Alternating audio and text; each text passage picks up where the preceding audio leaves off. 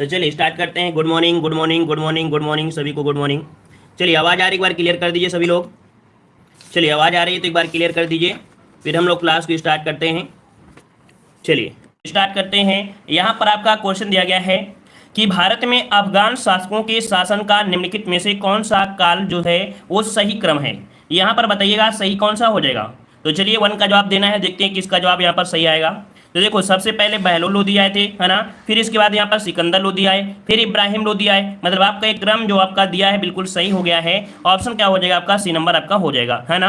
याद रखिए जितने भी आपके लोदी वंश थे, है ना, कौन, तो आपके जो लोदी वंश थे ये आपके अफगान से थे। कहाँ से, तो आपके अफगानी थे, याद रखिएगा, है ना। ये प्रथम अफगानी था जिनका शासन यहाँ पर भारत में हुआ था। द्वितीय अफगानी कौन थे, तो आपके कह सकते हैं कि द्वितीय अफगान जो आपके आए थे वो आपका था कौन सा वंश था, शेर शाह सूरी, है ना। सूरी वंश जो आपका था, शेर शाह सूरी, वो दूसरा राजवंश स्थापित किया था, है ना। ये पहला आपका है, ठीक है। आगे बढ़ते हैं। क्वेश्चन आपसे दिया गया है कि 1857 ईस्वी के विद्रोह के संदर्भ में निम्नलिखित में से कौन सा युग्म सही सुमेलित नहीं है। सही सुमेलित नहीं है ये आपसे पूछा गया है। तो चलिए यहाँ पर दिखेगा 2 नंबर में कह रहा आपसे जगदीशपुर वहां के कुंवर सिंह दिए हैं, बरेली से खान बहादुर खां है, कानपुर से दिया है बख्त खां। तो आप सभी को पता है कि कानपुर से बख्त खां नहीं थे, ये आपके थे नाना साहब। कौन थे, तो आपके नाना साहब नेतृत्व थे। यहाँ पर आपका सी नंबर ये गलत दिया गया है।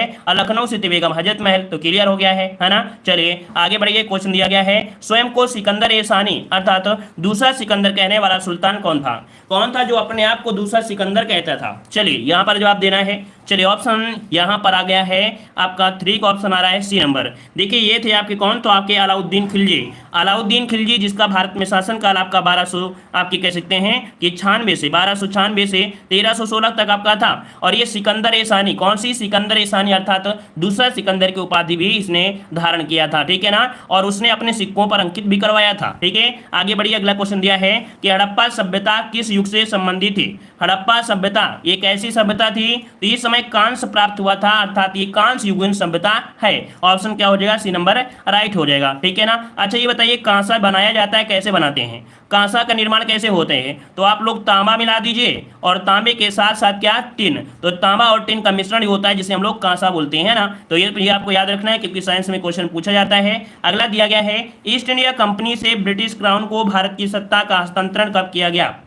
चलिए 5 नंबर को इसी प्रकार से हमने एक क्वेश्चन आपको पढ़ाया भी था कि ईस्ट इंडिया कंपनी से ब्रिटिश क्राउन को भारत की सत्ता का हस्तांतरण मतलब कह सकते हैं कि जब आपका 1858 ईस्वी, है ना, कौन, तो 1858 ईस्वी में यहाँ पर कह सकते हैं कि जो विद्रोह हुआ था 57 वाला, उसके बाद 1858 ईस्वी में ब्रिटिश संसद द्वारा पारित कानून भारत में शासन करने का अधिकार हो गया।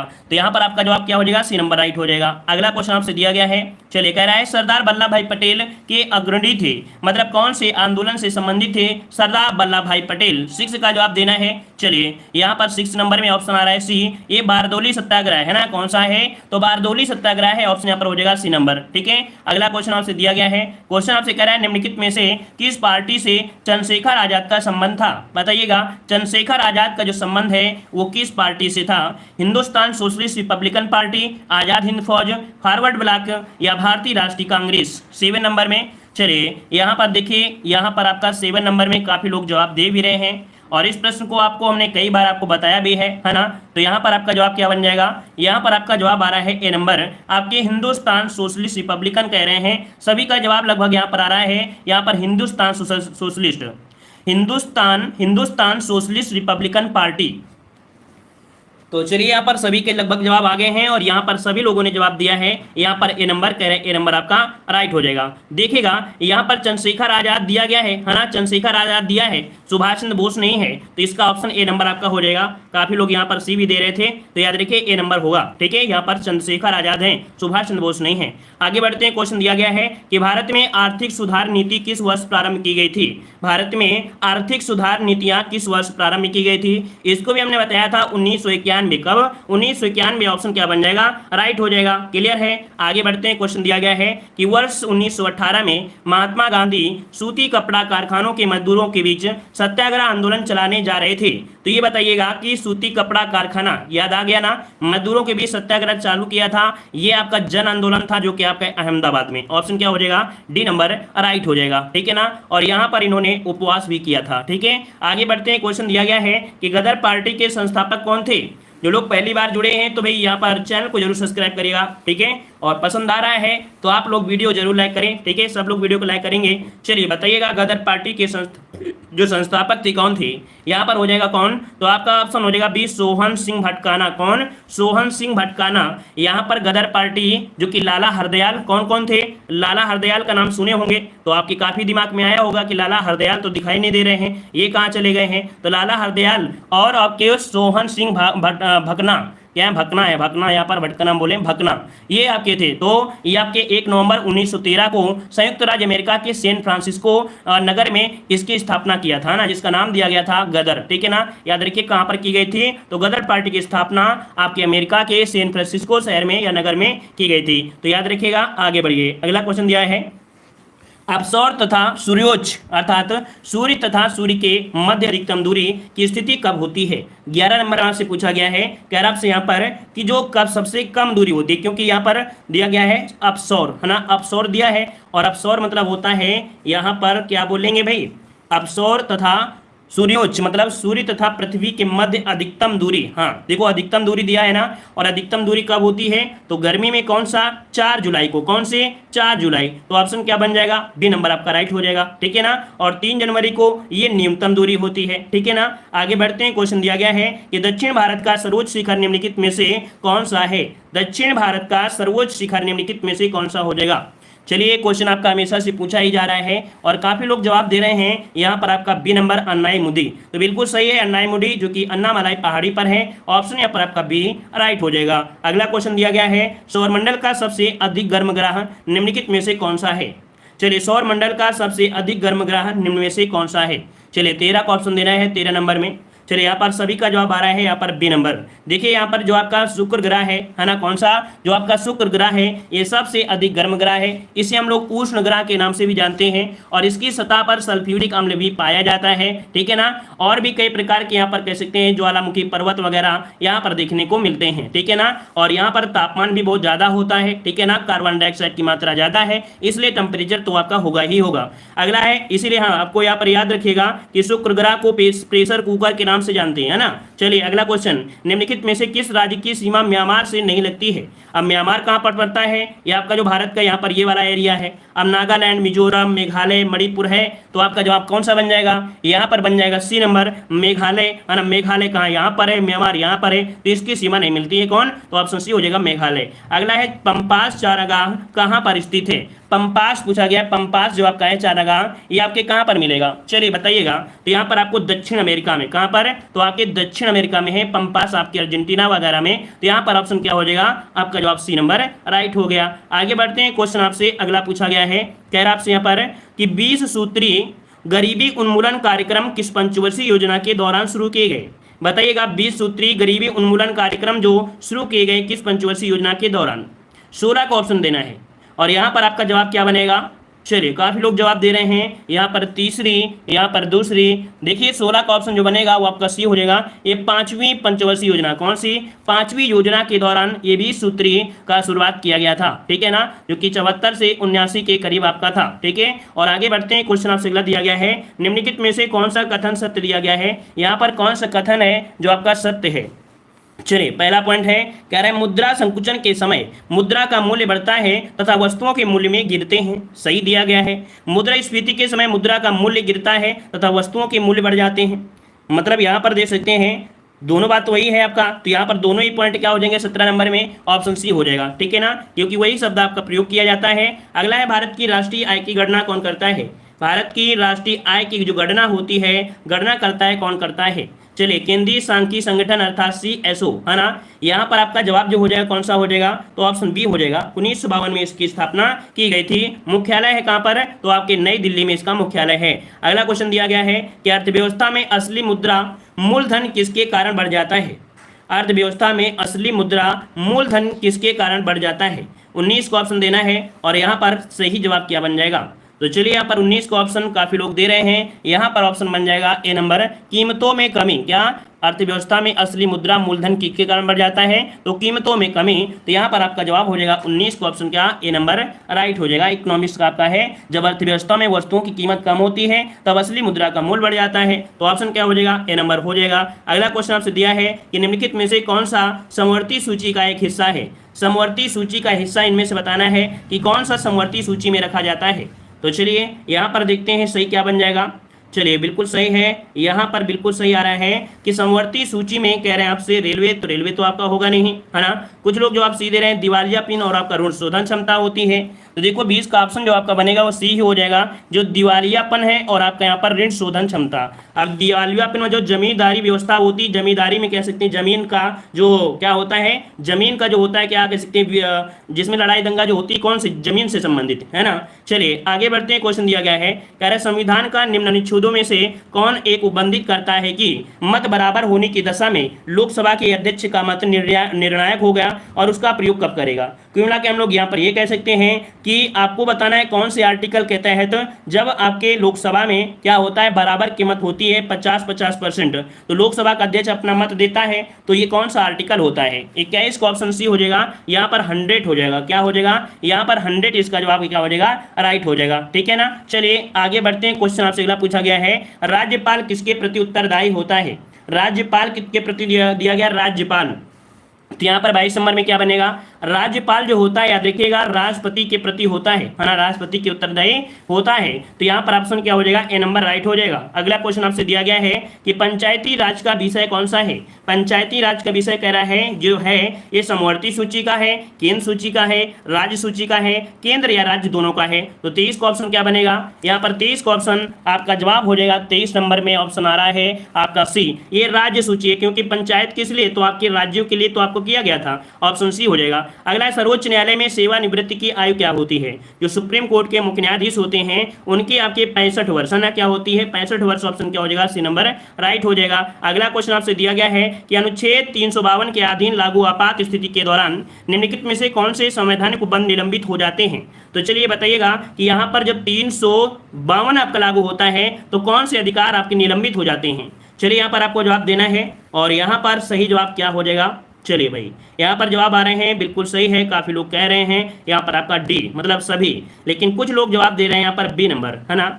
थोड़ा सा समझिएगा अगर क्वेश्चन को आप लोग अगर बी दे रहे हैं तो कैसे दे रहे हैं। कह रहे हैं आपातकालीन के दौरान संवैधानिक उपबंध निलंबित हो जाते हैं, तो आप लोग कह रहे हैं मौलिक अधिकार, अब यही अगर बंद हो जाएंगे क्या दूसरे क्या खुले रहते हैं क्या, ये सब पूरी खत्म हो जाएंगे। तो यहाँ पर आपको जवाब क्या देना है, उपयुक्त सभी। अब इसमें से क्वेश्चन एक और भी होता है कि कौन सा मौलिक अधिकार होता है जो निलंबित नहीं होते हैं, तब आपको बताना है आर्टिकल 20 और आर्टिकल आपका 21। और मान लो 21 में आपका ऐसे भी क्वेश्चन बोले ए और बी, तब आपको भी 21 से लगाना है, फिर भी आपको बी नहीं लगाना है, क्योंकि पर्सनल जो आपका होता है वो आपका आर्टिकल 21 ही होता है। ठीक है ना। चलिए आगे बढ़ते हैं, क्वेश्चन आपसे अगला दिया गया है।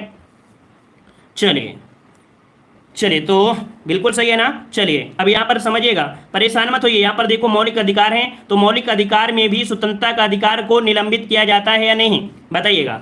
जो लोग यहाँ पर बोल रहे हैं मौलिक अधिकार को, तो मौलिक अधिकार में स्वतंत्रता का अधिकार समाप्त हो जाता है ना। और भी अधिकार होते हैं, धार्मिक हो जाते हैं, सब पर हो जाते हैं, है ना। तो यहाँ पर आपको सब लगाना है ना, सब आपके खत्म हो जाते हैं। अब जब पर्सनल आपसे पूछेगा कि आर्टिकल 21 बताइए, आर्टिकल आपको यहाँ पर 20 बताना है, तो अब बात आपके अलग हो जाती है। ठीक है, तो टेंशन मत लीजिएगा, इसका ऑप्शन डी ही आपको लगाना है। ठीक है, चलिए आगे बढ़ते हैं। अगला क्वेश्चन दिया गया है, कह रहे हैं लोहे को खुले में छोड़ने पर उस पर जो भूरी परत जम जाती है उसे क्या कहते हैं, बताइएगा। जो लोहा होता है अगर आप उसे छोड़ दें तो भैया उस समय क्या होता है, उसमें भूरी भूरी परत लग जाती है। ये होता क्या है, यहाँ पर आपका हो जाएगा क्या, ये आयरन ऑक्साइड है, जो को हम लोग अपनी भाषा में क्या बोलते हैं कि उसमें जंग लग गई है, कोरोजन लग गई है। ऑप्शन डी हो जाएगा जंग। ठीक है ना। और आगे बढ़ते हैं, मनुष्य के शरीर में सबसे लंबी हड्डी कौन सी होती है। तो यहाँ पर सबसे लंबी हड्डी कौन सी बनेगी, 27 का ऑप्शन क्या बनेगा, डी हो जाएगा। ये फीमर हड्डी होती है ना, फीमर हड्डी होती है। दूसरी यहाँ पर आपकी टिबिया हो जाती है, तो ऑप्शन यहाँ पर आपका हो जाएगा डी नंबर। अगला क्वेश्चन दिया है कि पेट अर्थात पीईटी एक बहु सुपरिचित प्रकार का है, इसका उपयोग बोतल बनाने के लिए किया जाता है। तो चलिए भाई यहाँ पर पीआईटी दिया है ना, तो बताइएगा ये जो आपका होता है कौन सा होता है। कुल मिला के देखा जाए यहाँ पर 28 का ऑप्शन सी, मतलब ये होता है पॉलिस्टर। क्या होता है, पॉलिस्टर। ये सुपरिचित प्रकार का है कह सकते हैं, और इसका उपयोग होता है बोतल बनाने के लिए किया जाता है। ठीक है। और आगे दिया है विटामिन B1 का रासायनिक नाम। चलिए बताइएगा, यहाँ पर क्वेश्चन दिया गया है कि विटामिन B1 का रासायनिक नाम क्या होता है। विटामिन B1 का रासायनिक नाम क्या हो जाएगा 29 नंबर में? ऑप्शन आ रहा है यहाँ पर थायमीन। क्या हो जाएगा यहाँ पर आपका थायमीन हो जाएगा, ठीक है ना। और इसकी कमी से क्या हो जाता है, बेरी बेरी नामक रोग हो जाता है। अगला दिया गया है कि कौन सी निष्क्रिय गैस वातावरण में सबसे अधिक मात्रा में मौजूद रहती है। तो बताइएगा कि आपके वातावरण में सबसे ज्यादा जो गैस होती है वो कौन सी होती है। तो यहाँ पर क्या हो जाएगा, निष्क्रिय गैस की बात किया है, समझिएगा निष्क्रिय की बात किया है ना। और निष्क्रिय की अगर हम बात करते हैं तो यहाँ पर आपका जवाब सही क्या हो जाएगा, वो जेनान है, रेडान है, नियान है या आपकी आर्गन हो जाएगा। तो चलिए 30 का ऑप्शन यहाँ पर जवाब आ रहा है। चलिए देखिए आर्गन, कौन सी आर्गन, यहाँ पर ऑप्शन बनेगा डी नंबर आर्गन। आर्गन जो आपकी होती है 0.93% होती है, ठीक है ना। हाँ रेडान का तो बात ही नहीं करिएगा, क्योंकि रेडान जो होती है ये गैस आपकी वायुमंडल में होती ही नहीं है, ठीक है। अगर आपसे क्वेश्चन पूछे कि कौन सी अक्रिय गैस आपके वायुमंडल में नहीं पाई जाती है, तब आपको जवाब क्या देना है, रेडान, क्योंकि रेडान गैस आपके वायुमंडल में नहीं है। तो ये होती कहाँ पर है, जब भूकंप आता है। कब, जब भूकंप आता है तो उसी क्षेत्र में रेडान गैस ऑटोमेटिक उत्पादित हो जाती है ना। तो याद रखिएगा रेडान गैस भूकंप के समय उत्पादित होती है, मौजूद हो जाती है उसी एरिया में, ठीक है ना। तो यहाँ पर जो ऑप्शन पूछा गया था सबसे अधिक कौन सी है, तो आपका डी हो जाएगा, आर्गन हो जाएगा। 2 क्वेश्चन आपको यहाँ पर कवर हो गए हैं। और आगे बढ़ते हैं, क्वेश्चन दिया गया है कि कुल का अर्थ वंश है, परंतु इसके समरूपी शब्द कुल का मतलब क्या होता है। आप सभी को पता होगा कुल मतलब आपका वंश होता है, लेकिन कुल मतलब क्या होता है, किनारा होता है। तो यहाँ पर आपका जवाब सही क्या बनेगा, ऑप्शन बी नंबर इसका राइट हो जाएगा। अगला दिया गया है जय का निम्न से सही विलोम बताइए। कहीं पर आपकी जय हो रही है, कहीं पर आपकी जय हो रही है, तो दूसरी जगह क्या होगा, तो वहां पर आपका पराजय हो रहा होगा। तो यहाँ पर क्या जवाब बनेगा, तो 37 का ऑप्शन हो जाएगा डी नंबर, जय का हो जाता है पराजय, है ना। किसी के बहुत चाहने वाले तो किसी के विरोधी भी होते हैं, है ना, समझ में आया ना। तो यहाँ पर अगला क्वेश्चन दिया है कि किनारा के लिए सही पर्यायवाची आपको बताना है। अभी बताइए किनारा के लिए सही पर्यायवाची क्या हो सकती है। देखिए किनारा की अगर बात करते हैं तो यहाँ पर आपका तट होता है, तीर होता है और कगार। यहाँ पर जो ऑप्शन कौन सा है, ऑप्शन आपका हो जाएगा बी नंबर, ये राइट हो जाएगा। अगला क्वेश्चन दिया है शुद्ध वाक्य आपको चुनना है। वाह कितना सुंदर दृश्य है, ये आपसे दिया गया है 39 नंबर में, ठीक है ना। फिर दिया है वाह कितना सुंदर दृश्य है, और है जो लिखा है ये बात आपका लिखा है, तो आपका जवाब हो जाएगा यहाँ पर बी नंबर, ठीक है। अगला क्वेश्चन दिया है महोत्सव का संविच्छेद क्या होता है। और महोत्सव का संविच्छेद आपको पता है कि यहाँ पर आपकी मात्रा है कौन सी, ओ की मात्रा है, ये गुण संधि है, तोड़ेंगे तो क्या बनेगा, महाधन उत्सव बन जाएगा, अर्थात गुण संधि आपका जवाब राइट हो जाएगा। इतना भी पॉइंट आपको यहाँ पर क्लियर हो गया होगा, है ना। और आगे बढ़ते हैं, क्वेश्चन आपसे अगला पूछा गया है जो कि आपके यहाँ पर करंट अफेयर का है, और यहाँ पर अच्छे क्वेश्चन होते हैं इस मॉडल पेपर में। चलिए क्वेश्चन आपसे कह रहा है हाल ही में IPO अनुप्रयोगों के लिए पेटीएम UPI हैंडल को मंजूरी दी है। चलिए हाल ही में IPO, है ना, तो यहाँ पर कह सकते हैं इसके अनुप्रयोगों के लिए पेटीएम UPI हैंडल को मंजूरी दिया है। ये किसने दिया है, तो 51 का ऑप्शन हो जाएगा आपकी सेबी ने। किसने किया है, तो आपकी सेबी ने। तो ऑप्शन क्या हो जाएगा, ए नंबर इसका राइट हो जाएगा। अच्छा क्वेश्चन है, नोट करिएगा, ठीक है ना। अगला क्वेश्चन आपसे दिया गया है यार, आपसे यहाँ पर हाल ही में किसने राष्ट्रीय सुरक्षा गार्ड के नए महानिदेशक के रूप में पदभार ग्रहण किया है। ये है आपके राष्ट्रीय सुरक्षा गार्ड, है ना, और इसके जो आपके हैं कौन है, तो आपका जवाब क्या बन जाएगा। तो चलिए यहाँ पर आपका MA गणपति, यहाँ पर देखिए 52 का ऑप्शन बनेगा आपका सी नंबर। ये है आपके MA गणपति हैं, है ना, MA गणपति हैं। यहाँ पर ऑप्शन क्या हो जाएगा, सी नंबर राइट हो जाएगा, ठीक है ना। आगे बढ़ते हैं, क्वेश्चन दिया गया है कि क्वाड नेताओं का पहला वर्चुअल शिखर सम्मेलन 2021 कब आयोजित हुआ है। तो चलिए आपके देख सकते हैं क्वाड नेताओं का पहला वर्चुअल शिखर सम्मेलन है, और इसको आपको याद रख लेना है ना। ये आयोजित हुआ है कहाँ पर, तो 53 का ऑप्शन डी हो जाएगा। ये हुआ था 12 मार्च 2021 को, 12 मार्च 2021 को हुआ था। ऑस्ट्रेलिया के प्रधानमंत्री थे स्कॉट मॉरिसन, जापान के प्रधानमंत्री थे योशिहिदे सुगा, और अमेरिका के राष्ट्रपति थे ठीक है ना, बाइडेन, है ना। तो यहाँ पर जो आपका जवाब हो जाएगा कौन हो जाएगा, डी हो जाएगा। अगला क्वेश्चन दिया गया है आपसे कि भारत की पेशेवर football league Indian super league 2020-21 का खिताब किस टीम ने जीता है। तो चलिए अभी क्वेश्चन दिया गया है, देख सकते हैं इंडियन सुपर लीग, है ना, और यहाँ पर जो जवाब बनेगा कौन सा हो जाएगा। चलिए यहाँ पर जवाब आ रहा है मुल्तान सुल्तान। यहाँ पर देखिए 54 का ऑप्शन जो बनेगा ऑप्शन डी हो जाएगा, मुंबई सिटी MSP ने जीता है। इसका राइट आंसर जो बनेगा वो आपका डी नंबर हो जाएगा। इसके पहले भी हमने आपको यहाँ पर बताया भी था, ठीक है। और आगे बढ़ते हैं, क्वेश्चन आपसे दिया गया है कि हाल ही में किस देश के वैज्ञानिकों ने विश्व के सबसे शक्तिशाली सुपर कंप्यूटर फुगाकू को विकसित किया है। ये विश्व के सबसे बड़े शक्तिशाली सुपर कंप्यूटर का नाम है क्या? तो ये फुगाकू है, तो इसको नोट करिएगा, ये अपडेट आपको याद रख लेना है, ठीक है ना। और यहाँ पर 55 का ऑप्शन जो बनेगा वो आपका हो जाए कौन सा? ए नंबर। ये जापान ने किया है, फुगाकू नाम से पता चल रहा है कि जापान में विकसित किया गया है। अब यह अनुसंधान के उपयोग के लिए भी उपयोग किया जा रहा है, ठीक है ना। तो ऑप्शन क्या हो जाएगा? ए नंबर राइट हो जाएगा, ठीक है। और आगे बढ़ते हैं, क्वेश्चन आपसे अगला पूछा गया है, इंटरनेशनल वुमेन क्लब ने किस अंतर्राष्ट्रीय भारतीय महिला शूटर को 2021 का ग्लोबल एम्बेसडर बनाया है? ये कौन सी है भारतीय महिला है ना, जो कि यहाँ पर देख सकते हैं शूटर को 2021 का ग्लोबल एम्बेसडर बनाया है। यहाँ पर 56 का ऑप्शन राइट हो जाएगा, बी नंबर गौरी शिवराड़ को। कैसे? गौरी शिवराड़ को बनाया गया है। यहाँ पर ऑप्शन क्या हो जाएगा? बी नंबर आपका राइट हो जाएगा, ठीक है ना। और आगे बढ़ते हैं, क्वेश्चन आपसे दिया गया है, ये कब किया गया था? महिला दिवस पर, ठीक है। कब? ये महिला दिवस पर किया गया था। अगला क्वेश्चन आपसे दिया गया है कि हाल ही में किस बैंक को Asia money best bank award 2021 में भारत का सर्वश्रेष्ठ SME बैंक चुना गया? बताइए, यहाँ पर भारत का सर्वश्रेष्ठ SME बैंक चुना गया है, यहाँ पर बताइएगा तो आपका ये बैंक कौन सा है? नाम हो जाएगा ऑप्शन यहाँ पर सी, ये आपका HDFC बैंक का। कौन? HDFC बैंक को चुना गया है। राइट आंसर जो हो जाएगा सी नंबर राइट हो जाएगा, ठीक है ना। और आगे बढ़ते हैं, क्वेश्चन आपसे अगला पूछा गया है कि आपसे हाल ही में किन दो देशों के मध्य वज्र प्रहार अभ्यास का आयोजन किया गया है? चलिए बताइएगा, वज्र प्रहार अभ्यास का जो आयोजन किया गया है ये किसके बीच हुआ है? आप सभी को पता होगा कि भारत और किसके बीच? अमेरिका के बीच होता है वज्र प्रहार। तो यहाँ पर 58 का ऑप्शन क्या बन जाएगा? बी नंबर राइट हो जाएगा, भारत और अमेरिका। अगला क्वेश्चन दिया गया है, कह रहा आपसे फिल्म फेयर अवार्ड 2021 में किसे बेस्ट अभिनेता का अवार्ड दिया गया है? बेस्ट अभिनेता का जो अवार्ड मिला है वो किसे मिला है? तो चलिए यहाँ पर जवाब देना है, यहाँ पर आपका जवाब सही क्या हो जाएगा?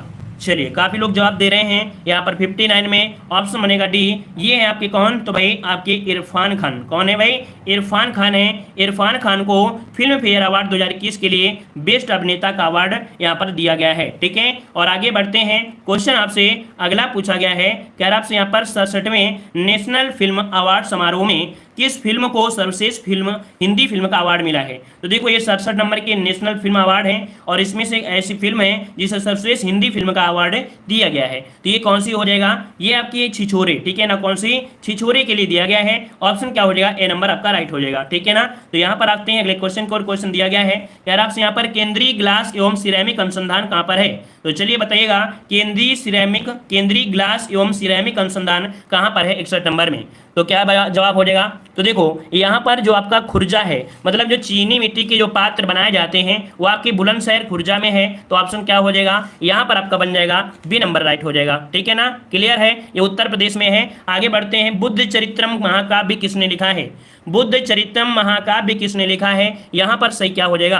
तो चलिए आपके अश्वघोष, याद रखिए अश्वघोष कहाँ पर है? ऑप्शन ए नंबर इसका राइट हो जाएगा, ठीक है ना। अश्वघोष जो कि कुषाण राजा कनिष्क के दरबारी थे, याद हो गया कि अश्वघोष कौन थे? ये कुषाण राजा जो कनिष्क थे उनके दरबारी थे। आगे बढ़ते हैं, क्वेश्चन दिया है, निम्न में से कौन सा कर्नाटक का लोक नृत्य है? कर्नाटक का लोक नृत्य पूछा गया है और आपको नृत्य के बारे में बहुत ज्यादा ज्ञान हो चुका होगा। यक्षगान जो कि आपके कर्नाटक का है, ऑप्शन यहाँ पर आपका डी नंबर राइट हो जाएगा। क्लियर है ना। यह कर्नाटक का प्रसिद्ध आपका ग्रामीण पृष्ठभूमि वाला है ना। और इसे याद रखिएगा, जो यक्षगान है इसे एक नाम हमने और बताया था, अर्धशास्त्रीय नृत्य कहते हैं। यक्षगान जो आपका है ये अर्धशास्त्रीय नृत्य है। क्या है? अर्धशास्त्रीय नृत्य है। इसको भी नोट कर लीजिएगा जो लोग पहली बार सुन रहे हैं, इसके पहले हमने बताया भी था। और इसकी भाषा कन्नड़ और विषय क्या है? पौराणिक कथाएं आपकी होती हैं, ठीक है। आगे बढ़ते हैं, भारत का शेक्सपियर किसे कहते हैं? आप सभी को पता है कि जो आपके कालिदास है ना, कौन? तो आपके कालिदास को भारत का शेक्सपियर कहा जाता है, ठीक है ना। और ये कहाँ रहते थे? तो चंद्रगुप्त द्वितीय के नवरत्नों में से इनकी भी गिनती आपकी आती है, जिन्होंने अभिज्ञान शकुंतलम, मेघदूत आदि ग्रंथों की रचना किया है कालिदास ने। आगे बढ़ते हैं, स्टैच्यू ऑफ यूनिटी की ऊंचाई कितनी है? तो भाई आप लोग करंट अफेयर से बहुत अपडेट रहते हैं और बहुत दिनों का एक क्वेश्चन हो गया, तो आप लोगों को तो अच्छे से पता ही होगा कि जो स्टैच्यू ऑफ यूनिटी है ना, इसकी जो आपकी ऊंचाई हो कितनी है। काफी लोग जवाब दे रहे हैं यहाँ पर आपका बी नंबर, कुछ लोग जवाब दे रहे हैं डी नंबर। तो देखो ये नर्मदा नदी के है ना, मतलब नर्मदा नदी का एक मीनार है, देखा जाए तो यहाँ पर आपका जवाब हो जाएगा 182, मतलब ऑप्शन डी हो जाएगा। ये आपकी विश्व की सबसे ऊंची मूर्ति है ना, 182 मीटर है। और भारत के जो प्रथम उप प्रधानमंत्री हैं कौन, सरदार वल्लभ भाई पटेल, इसकी मूर्ति है ना। कहाँ किया गया है, सरदार सरोवर के निकट किया गया है, नर्मदे नदी पर किया गया है, टापू पर किया गया है। और दूसरी सबसे ऊंची जो आपकी मूर्ति है वो चीन में है, स्प्रिंग टेम्पल। ठीक है, अगर पूछे विश्व की दूसरी सबसे ऊंची मूर्ति कौन सी है, स्प्रिंग टेम्पल जो कि आपकी बुद्ध की है, चीन में है। आगे बढ़ते हैं, क्वेश्चन दिया गया है द एक्सीडेंटल प्राइम मिनिस्टर पुस्तक के लेखक। ये क्वेश्चन आपसे पूछा जा सकता है, याद रखिएगा। द एक्सीडेंटल प्राइम मिनिस्टर पुस्तक के जो लेखक है वो आपके कौन से हो जाएंगे। यहाँ पर आपका 66 नंबर में ऑप्शन बने आपका बी नंबर, ये संजय बारू है। कौन है भाई, तो आपका 66 का जो ऑप्शन बनेगा वो आपका बी हो जाएगा, संजय बारू है। ठीक है, क्लियर रहेगा।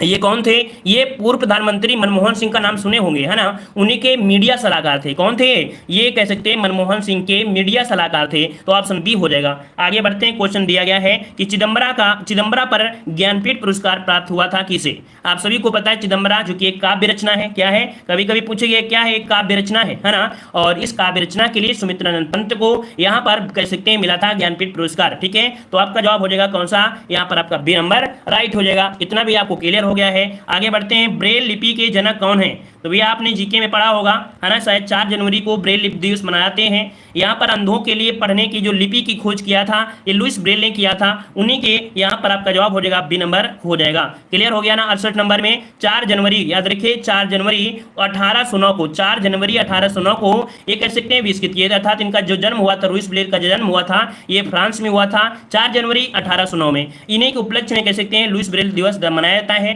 जिन्होंने अंधों को पढ़ने के, जो दृष्टिहीन है उनको पढ़ने लिखने के लिए इन्होंने खोज किया था लिपि। ठीक है, आगे बढ़ते हैं, क्वेश्चन दिया गया है कह रहा आपसे भारतीय राष्ट्रीय कांग्रेस के प्रथम मुस्लिम अध्यक्ष, और ये भी क्वेश्चन आपसे बहुत बार पूछा गया होगा, है ना, तो बताइएगा कि भारतीय राष्ट्रीय कांग्रेस के प्रथम मुस्लिम अध्यक्ष इनमें से कौन थे।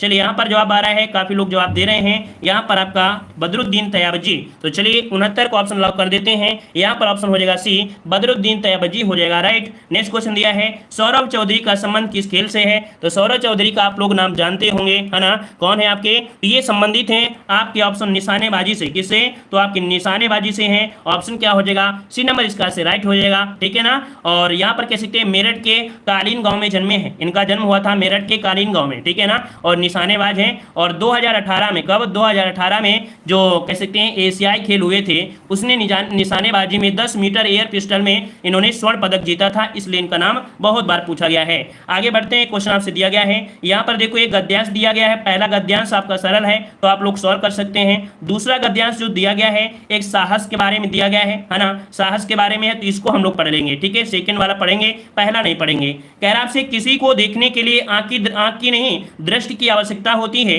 स्वामी विवेकानंद का यह कथन है। इस महिला के जीवन का दर्शन बन गया है, इसी जीवन दर्शन के सहारे उन्होंने एक ओर कठिनाइयों का सामना किया तो दूसरी ओर सफलता का मार्ग ढूंढा, उस पर निर्भरता से बढ़ चली। जी हाँ, हम बात कर रहे हैं मुंबई की रेवती राय की। किसकी बात हो रही है, ये बात की जा रही है रेवती राय की। रेवती राय वह महिला है जिन्होंने महिलाओं की कठिनाइयों को ध्यान में रखकर केवल उन्हीं की सुविधा के लिए फारसी नाम से कैब सेवा प्रारंभ की। उद्देश्य इस पर था कामकाजी और जरूरतमंद महिलाओं को अपने शहर में सुरक्षित सफर का भरोसा देना। और अगला दिया है यह सेवा उन महिलाओं के लिए वरदान साबित हुई जिन्हें महानगरों में मुंह बाए बैठे अपराधी तत्वों या परपीड़ा, देखो क्या दिया है परपीड़ा, इसका मतलब क्या हो रहा है, परपीड़ा में आनंद लेने वालों के प्रायः रोज ही जूझना पड़ता है। खतरों और आकांक्षाओं से भरी सड़क परिवहन की जिंदगी में कदम रखने का निर्णय लेना रेवाती के लिए सरल नहीं था, लेकिन कभी कभी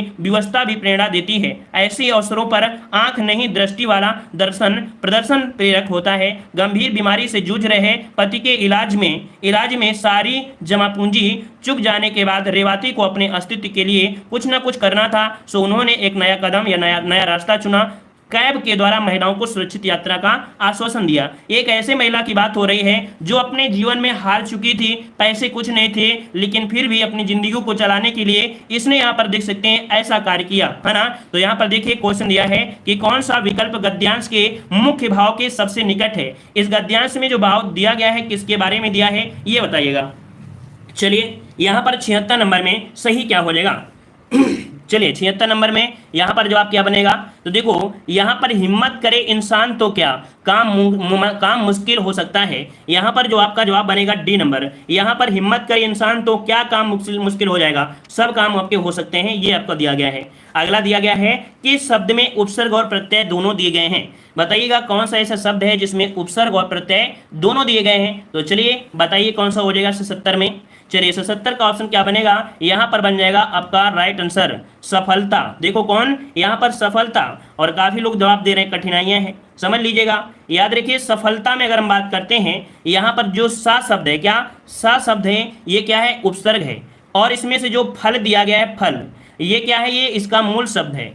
और इसका जो ता है ये क्या है, तो आपका प्रत्यय है, इन योगों से निर्मित हुआ है। याद रखिए ऑप्शन बी हो जाएगा। आगे बढ़ते हैं, क्वेश्चन दिया है परपीड़ा शब्द का गद्यांश में प्रयोग के अनुसार अर्थ क्या है। परपीड़ा क्या होता है, अभी आपके गद्यांश में पढ़ा था, हमने हाईलाइट भी किया था परपीड़ा क्या होता है।